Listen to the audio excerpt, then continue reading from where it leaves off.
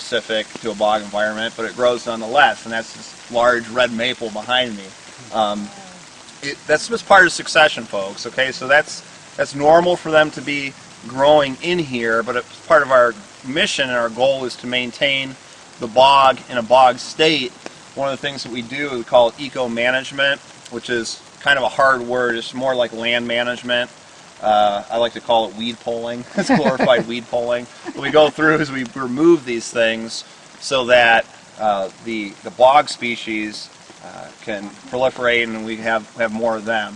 And this one right here is obviously very big, and it would take a lot to get it out of here. We might even cause more damage getting it out than we would just leaving it, but it's this big seed producer, unfortunately. Yeah. So we come in, we'll either dig them out, pull them out.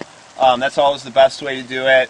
The preserve managers are also certified to use herbicides, so we can come in and we can actually cut and then either treat the stump or maybe do a foliar spray if there's a large stand of something that we don't want.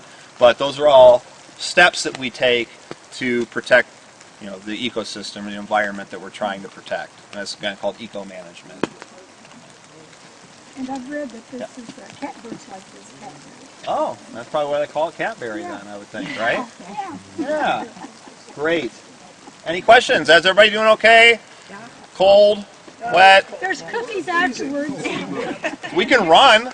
Okay. Between spots in their yard. Yep, right, yeah.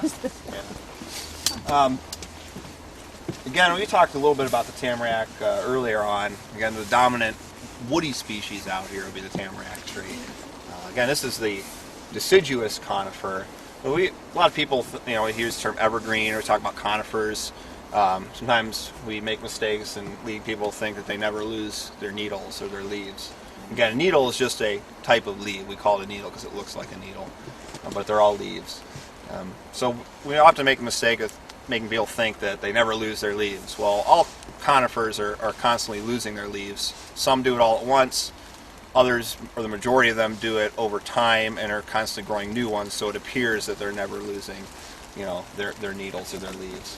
So the tamarack is one of the deciduous conifers. So what it's going to do is in October, it's going to start to die back and lose the chloroplast, the chlorophyll from the chloroplast in the needles, and you're going to get that yellow color.